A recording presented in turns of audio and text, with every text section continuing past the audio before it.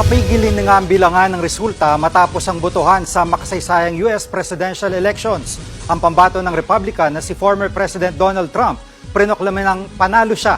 Live mula sa Washington, D.C., nasa frontline balitang yan si Jovi Francisco. Jovi, sure win na ba talaga si Trump?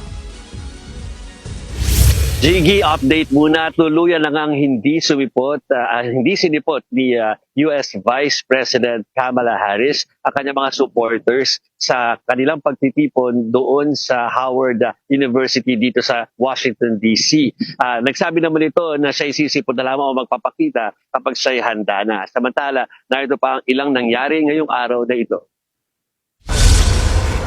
Nabulabog ng bomb threat ang botohan sa Martin Luther King Public Library sa Washington, D.C. kanina, ilang oras bago magsara ang eleksyon dito sa Amerika.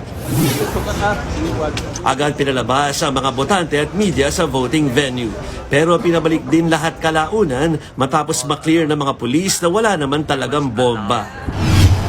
Bukod sa Washington, nabulabog din ng bomb threat ang ilang polling center sa mga battleground state ng Georgia, Wisconsin, Michigan at Arizona. Ayon sa Federal Bureau of Investigation o FBI, na-trace nila sa ilang Russian emails ang kumalat na mga bomb threat. Pero wala naman daw napatunayang lehitimos sa mga ito.